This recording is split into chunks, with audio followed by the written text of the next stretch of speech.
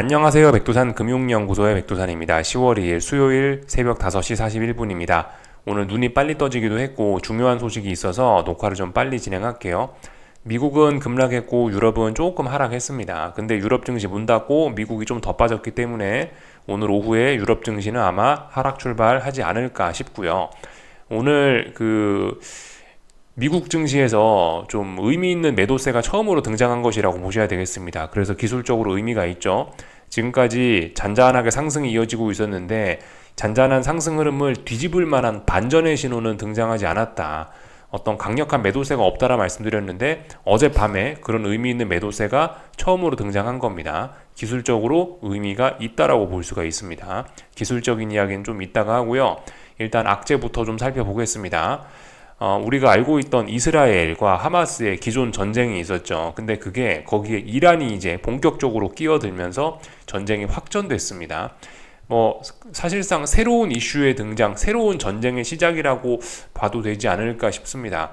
그래서 이란이 이스라엘에다가 미사일을 200발, 250발 쐈다는 데도 있고요. 이 미사일 공격을 하면서 전쟁이 확전이 되고 이걸 새로운 악재로 시장이 인식을 했습니다. 새로운 악재가 등장했습니다. 전쟁에 큰 영향을 받았다. 금융시장이요. 이렇게 볼 수가 있겠고요. 여러 가지 경제 지표들도 좀 안 좋다라고 좀 봐야 될 것 같습니다.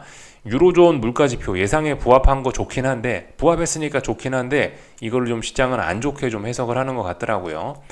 이따 자세한 내용 살펴보겠습니다. 그리고 미국 제조업 지표는 안 좋게 나왔습니다. 그냥 대놓고 예상치보다 하회했죠. 그렇기 때문에 안 좋게 나왔기 때문에 이거는 시장의 악재다. 그죠? 지금은 이미 금리 인하가 시작된 금리 인하기이기 때문에 good is good, bad is bad. 좋은 소식은 좋게, 나쁜 소식은 나쁘게 해석하는 게 지금인데 제조업 지표가 안 좋게 나왔으니까 주식시장에 악영향을 미쳤다, 악재다 생각하시면 되겠고요. 고용지표 나왔는데 고용지표는 예상보다 좋았습니다.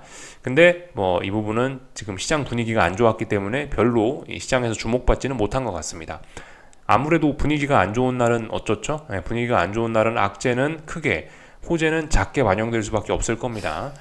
이렇게 일단 보실 수가 있겠고요. 그래서 제조업 지표 둔화 때문인지 GDP 추정치가 2.5%로 3분기 미국 경제 성장률 예상치가 2.5%로 좀 크게 떨어지긴 했습니다. 그래서 겹악재죠. 겹악재. 전쟁도 터지고 경제 지표도 안 좋고 해서 시장이 하락 마감했다 보실 수가 있겠고요.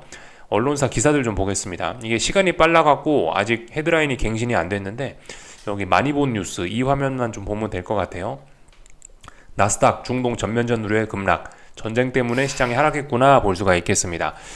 하여튼 어제였나 제가 영상 녹화했었죠.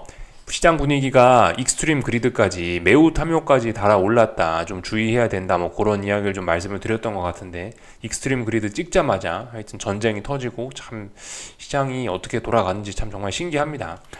아무튼 이런 일이 있었고 제조업 지표 말씀드렸던 거 여기 기사에 나오고 있고요. 유로화, 물가 둔화, 경기 침체 우려의 약세라고 나와 있습니다. 좀 전에 보여드렸던 예상에 부합했던 유로존 물가 지표가 그게 시장은 안 좋게 인식했다라는 거예요. 물가가 둔화되면서 경기 침체 오는구나 라고 시장 인식을 했다라는 겁니다. 그래서 이거 악재로 인식했다라는 거예요. 그리고 구인 건수 나와 있죠. 졸트 잡 오프닝스 좀 전에 보여드렸던 그거 예상 상회했다라는 거 이렇게 나와 있고요. 그리고 요거 보면 되겠죠. 국제유가 이스라엘 겨냥 이란 미사일 포격에 급등 4.9% 상승했다. 전쟁이 터졌으니 유가가 오를 수밖에 없을 겁니다. 이런 소식들 때문에 지정학적 리스크와 또 경제 지표들로 인해서 연준 사람들이나 아니면 22 통화정책 회의하는 이런 22 정책위원 이런 사람들의 발언은 별로 영향을 미치지 못했습니다. 유로화, 물가 둔화, 경기 침체 우려의 약세 써있죠, 그죠? 하여튼 그래서 이런 내용들이 있었고, 유로존 CPI와 관련된 기사입니다. 좀 전에 한번 보여드렸었죠. 유럽 22의 연간 목표치인 2% 아래로 떨어졌는데 일단은 이거를 지금 경기가 침체된다, 경기 둔화 우려다 이렇게 일단 시장이 봤다라는 겁니다. 그래서 유로화가 약세 나왔다라는 거고요. 졸트 잡 오프닝스 그죠? 고용이 개선되긴 개선됐습니다. 근데 좀 요거 하나만 좀 말씀을 좀 드리고 싶은데 이제 이 어떤 사람들이 이제 졸트 잡 지금 좀 전에 보셨던 고용지표 졸트 잡 오프닝스의 조금 세부적인 내용인데 정부 일자리 수가 크게 반등했다라고 합니다. 이번 고용지표에 좋았던 점 중에서 대부분이 주정부와 지방정부가 그죠, 일자리 숫자를 반등시키는데 큰 역할을 했다라는 겁니다. 이게 이제 뭐냐면은 지금 이제 미국 대선을 앞두고 옐런 재무장관이 열심히 돈을 풀고 있는 그런 모습들 중에 하나입니다. 이런 점들 때문에 사실 연준이 지금 금리를 잘 못 내리고 있는 것이기도 해요. 야, 미국 경제가 너무 뜨겁다, 미국 경제 너무 튼튼하다, 이런 인식이 있으니까 50bp를 내리고 싶어도 못 내리지 않습니까? 그죠? 예. 옐런이 파월의 발목을 잡고 있는 그런 부분일 수도 있습니다. 이게 별로 건전하지 않은 거일 수도 있어요. 선거 끝나면 어떡하죠? 선거 끝나면은 정부 일자리 수가 줄어들 수 있겠죠. 그렇다면 고용시장이 또 흔들린다, 이런 식으로 시장이 분석이 될 수도 있겠습니다. 좀 주의를 해야 될 부분인 것 같고요. 하여튼 제조업은 계속 악화가 되고 있는데 전월과 비교해서 업황 악화 속도가 빠르진 않았다라고 합니다. 조금 좋아지는 모습을 조금 좋은 점을 찾는 것 같긴 한데, 어쨌든 시장의 반응은 일단 좀 부진했다, 이 정도 내용을 일단 짚고 넘어가겠습니다. 이제 기술적인 이야기 좀 해볼게요. 시작부터 좀 분위기가 좀 안 좋았고, 계속 분위기가 안 좋았습니다. 시장 전반적으로 분위기가 안 좋았기 때문에 하락 종목 수가 압도적으로 좀 많았고요. 골고루 다 빠졌습니다. 특히 IT 빅테크가 좀 많이 빠지긴 했네요. 그죠? 엔비디아, 애플 이런 것들이 좀 많이 빠졌고, 국제유가 많이 올랐기 때문에 에너지 섹터만 진하게 초록색이 들어와 있는 점이 인상적입니다. 나머지는 특별한 거 없죠. 지역은행들도 좀 많이 빠졌네요. 하여튼 무슨 이슈가 있었는지, 하여튼 이런 내용 정도 가볍게 좀 보면 될 것 같고, 기술적인 내용 좀 살펴보도록 하겠습니다. S&P부터 볼까요? S&P 보시다시피 그죠? 일봉인데요. 딱 봐도 그렇습니다. 딱 봐도 의미 있는 장대 음봉이 나온 것 같습니다. 빨간색 선이, 여기 있는 빨간 진한색 선이 11선에 해당하는데 11선도 깨는 이런 모습들이 나타나고 있죠. 지금까지 찔찔찔찔 올라가던 흐름에 의미 있는 매도세가 등장을 한 거고, S&P는 그나마 좀 낮긴 한데요. 지금 보셔야 될 게 이렇게 추세선이 올라오고 있었죠. 상승의 목표치가 저 위에까지 열려 있었는데, 이번에 일단 상승의 목표치에 터치하기 전에 상승 목표치를 물론 이런 거를 무조건 상승 목표치 여기까지 간다라고 이야기하기는 어렵습니다만은, 아무튼 여기 어딘가에서 이제 좀 힘이 빠지는 거예요. 여기까지도 올라가야, 이 정도까지 위에 있는 선까지 건드려줘야 체력이 좀 좋구나라고 인식을 할 수 있는데, 지금 이 선 닿기도 전에, 한참 전에 이미 여기서 꺾였다라는 것은, 이미 여기서 단기 고점을 이렇게 만들어내고 있다라는 것은, 이건 기초 체력이 좀 약화되는 게 아니냐라는 걸 좀 생각을 해봐야 되겠습니다. 그리고 물론 아직까지는 S&P는 괜찮습니다. 그죠? 아직까지는 여기가 의미 있는 역사적 고점, 지난 역사적 고점, 전 고점이라 할 수 있겠죠? 아직 이런 자리를 깨지 않았으니 괜찮을 수 있긴 있는데, 아무튼 지금 S&P에서 좀 우리가 봐야 되는 거는 저점이 이렇게 높아지는데 고점은 높아지는 속도가 좀 둔화가 됐다 라는 거를 좀 생각을 좀 해봐야 되겠습니다. 그래서 물론 신고가 랠리니까 좋게 봐주는 게 맞긴 맞는데, 어떤 큰 추세적인 관점에서 상승 탄력이 좀 많이 둔화가 돼가지고 이거 좀 경계해야 될지도 모르겠다, 이런 생각을 좀 하셔야 되겠습니다. 분봉상으로 좀 자세히 좀 보자면 30분봉인데 말씀드렸다시피 그죠? 오렌지색 선이, 진한 오렌지색 요 선이 좀 중요한 일봉에서 5일선의 의미를 갖는 라인이라 말씀드렸는데, 지금까지는 지금까지는 이 라인을 의미 있게 붕괴시키려는 그런 모습이 나타나지 않았는데, 전쟁으로 인해 시작하자마자 강력한 매도세 등장했고, 강력한 매도세 등장한 뒤에도 회복을 못했습니다. 이렇게 강력하게 매도세 등장해서 이 주황색 선 라인을 붕괴시킨다 하더라도 금방 회복하면 괜찮을 수 있거든요. 근데 이건 금방 회복한 모습이 아닙니다. 이건 그냥 계속해서 하락이 찔찔찔찔 진행되는 그런 모습이라고 할 수 있겠습니다. 그래서 일단 이 정도면은 단기 고점이 나왔고, 일단 하락으로 전환이 된 것이라고 일단은 봐야 될 것 같습니다. 그러니까 이제부터는 반등시 매도 전략. 그리고 장중에 한번 훅 빠지고 나서 한번 올라왔지 않습니까? 한번 올라오면서 반등시 매도 전략을 할 만한 그런 기회를 한 번은 줬다라고 보여집니다. 이 점은 나스닥도 동일합니다. 나스닥 한번 볼게요. 나스닥 일단 일봉에서 이렇게 좀 잠깐 보자면은요. 나스닥은 조금 더 좀 분위기가 안 좋죠. S&P는 신고가를 가고 있었는데 나스닥은 지금 어떻다? 지금 여기서 어쩌면은 역사적인 다중 고점형을 만들어내고 있는 과정 중일 수 있죠. 역사적인 삼산을 만들어내고 있는 과정 중일 수 있습니다. 물론 아직 나스닥도 여기 직전 고점 자리가 아직 이 자리를 깬 건 아니기 때문에 아직은 뭐 그래도 괜찮을 수 있긴 있는데, 근데 아무튼 좀 위험한 거죠. 의미 있는 매도세가 얘도 처음으로 등장을 한 거죠. 그래서 말씀드렸다시피 얘도 지난번에 삼각 수렴형이었잖아요. 이렇게 삼각 수렴형을 위쪽으로 뚫어섰는데 위쪽으로 안착한 지 얼마 안 돼서 여기서 아래쪽으로 훅 밀리려고 하는 지금 이런 모습인데, 좀 주의를 해야 될 필요가 있겠습니다. 삼각 수렴형 이렇게 올라올 거 아니에요.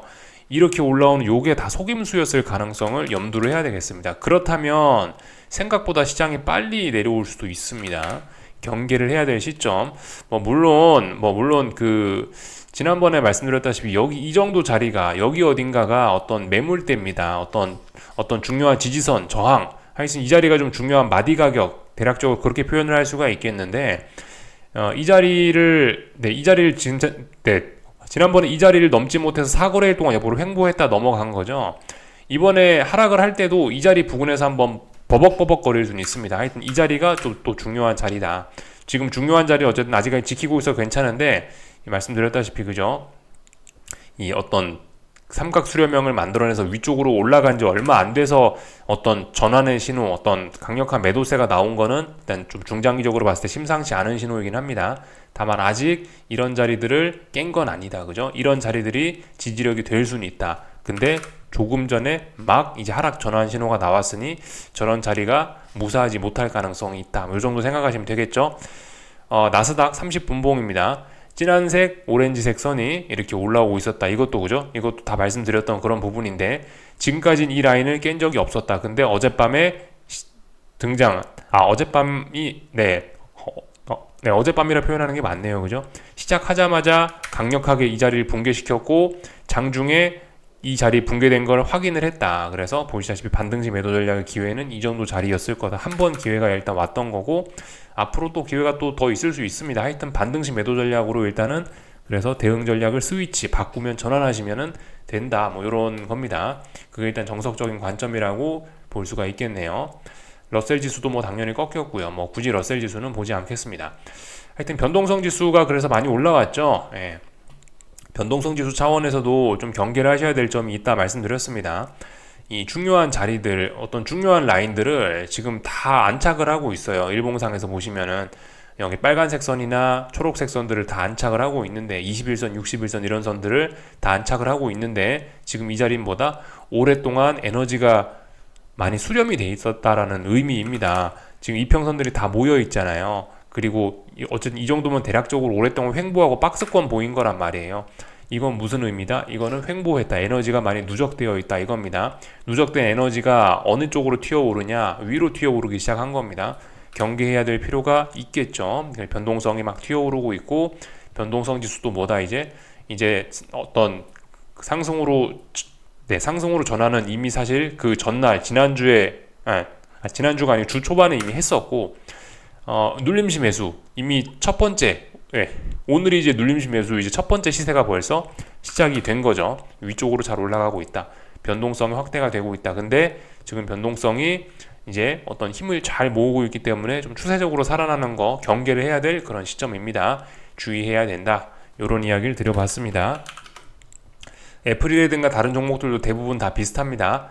애플 보시다시피 뭐 다중 고점, 역사적인 고점을 확인하는 과정 중에 있습니다. 엔비디아는 어떻습니까? 엔비디아도 뭐 비슷비슷합니다. 엔비디아도 사중 고점형을 만드는 과정 중에 있어요. 중장기적인 추세를 죽이는 그런 과정 중에 있습니다. 이런 점들을 좀 주의를 하셔야 되겠고요. 반도체 지수는 어떨까요? 뭐 아마 비슷할 겁니다. 반도체 지수도 보시다시피 다중 고점형 만들어내고 있는 모습인데, 건강 상태가 S&P, 나스닥 이런 것보다 훨씬 심각하죠. 가장 약합니다. 이런 것들 중장기적인 추세가 이미 꺾이고 있다. 이런 거를 좀 경계를 하셔야 되겠습니다. 주식시장이 그래서 좀 굉장히 좀 힘이 떨어지는 그런 모습들이 나타나고 있어서 한국 증시에도 좀 악영향이 있을 겁니다. 참 신기한 게 한국 증시는 사실 한국 증시는 이미 그죠? 이미 월요일 날에 꺾여 버렸었습니다. 월요일 날 코스닥인데, 월요일 날 코스닥 같은 경우는 이미 방향성을 아래로 꺾어버린 그런 모습이 나타나긴 했었죠. 이미 5일선을 월요일 날부터 깨고 하여튼 그래서 주식시장은 모든 걸 알고 있대더니 그게 그 거짓말은 아닌 것 같습니다. 한국 증시 분명 악영향을 좀 받긴 받을 거고 좀 이제 한국 증시는 좀 추세적으로 또 꺾이는 게 아닌가, 중요한 고점 자리를 지나고 있는 게 아닌가라는 생각이 좀 듭니다. 주식시장 이야기 했고요. 채권시장 좀 볼게요. 채권시장이 이게 30년물 선물 30년물 선물 일봉입니다. 일봉으로 봐도 그죠? 일봉으로 봐도 이런 모습입니다. 이렇게 상승 추세 잘 이어나가고 있고 조정을 받을 수 있는 자리가 이렇게 아래에서 올라오는 추세선 같은 게 있는데 이런 추세선에 터치할 수도 있었는데 터치도 안 하고 올라가고 있어요. 이 추세선 부근에 60일선도 올라가고 있거든요. 이런 자리 터치할 수도 있었는데 터치도 안 하고 지금 급격하게 올라가고 있습니다. 그렇다는 이야기는 여기서 사실 좀 아리까리 했단 말이에요. 근데 여기서 전쟁도 터지고 해서 안전자산 선호 비스무리한 것도 좀 영향을 미치고 해서 위로 올라가기로 지금 조정을 끝내자, 채권 조정 끝내자라는 신호를 어젯밤에 이제 좀 명확하게 준 겁니다. 조금 전에 채권 조정 끝내자, 이제 올라가자라는 신호를 명확하게 준 건데 이번에 고점이 높아지는 속도가 조금 좀 빨라졌습니다. 그렇게 된다라면은 이제 지난 7월 말 8월 초에 여기 채권이 대폭등 해가지고 이것 때문에 피로해갖고 여기서 이제 오랫동안 기간 조정을 보인 거라고 지금 볼 수 있거든요. 근데 이제 어젯밤에 이런 모습은 약간 이 기간 조정, 이 답답한 기간 조정을 끝내고 나 이제 좀 본격적으로 올라와 보겠어, 나 이제 좀 본격적으로 좀 탄력적으로 이제 채권 랠리를 이어나가 보겠어 라는 그런 어필을 한 걸지도 모르겠습니다. 그런 신호를 준 것일 가능성이 좀 있다라고 보여집니다.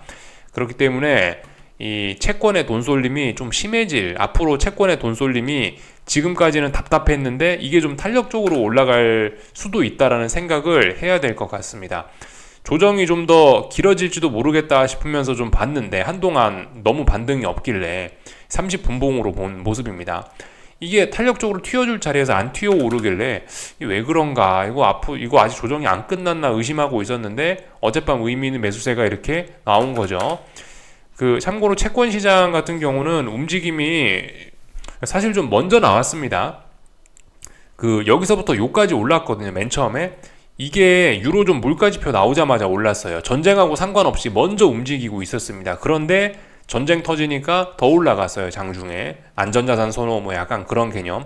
또 그리고 미국 경제지표가 좀 부진하게 나왔기 때문에 더 올라간 것도 있고요.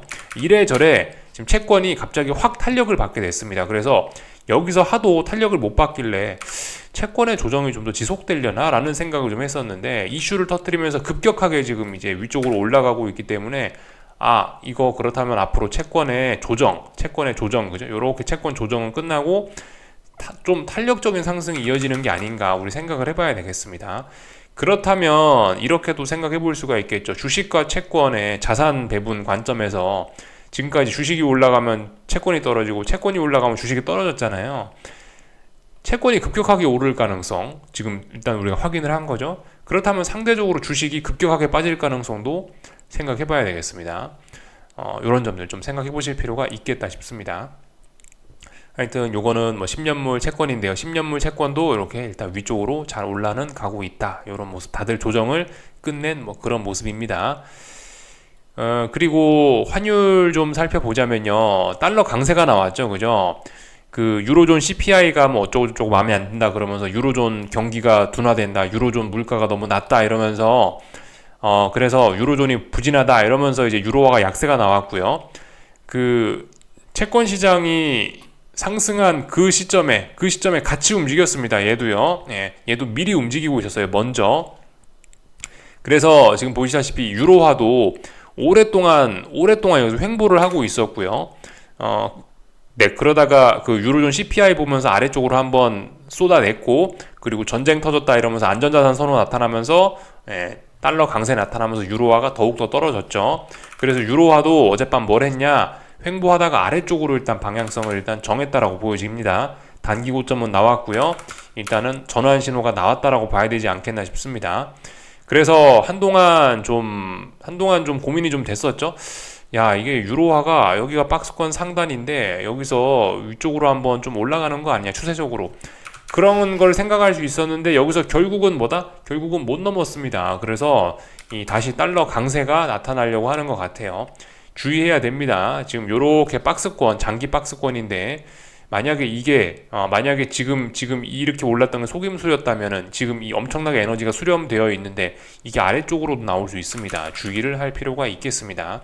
아무튼 근데 아직 그런 얘기 할 때는 아니죠. 전반적으로 환율은 그냥 답답한 박스권입니다. 아직까지는요. 유로화는 가야 될 때 못 갔기 때문에 다시 장기적인 박스권에 갇혔습니다. 달러 인덱스로 봐도 같겠죠? 달러 인덱스로 봐도 뭐 보시다시피 이런 식으로 그죠? 네, 달러 인덱스 상승했다. 달러 인덱스 어떻게 됐냐? 박스권에 갇혀 있다 이겁니다. 박스권 하단에서 지지력을 보였으니 박스권 상단까지 올라올 수 있지 않겠냐 싶기도 한데요. 일단 뭐 근데 지금 워낙 또 뭐 미국 경제가 좋다 어쨌든 미국은 지금 또 금리 인하를 또 하고 있긴 하니까 참 그 외환 시장이 지금 제일 애매한 그런 측면이 있는 것 같습니다.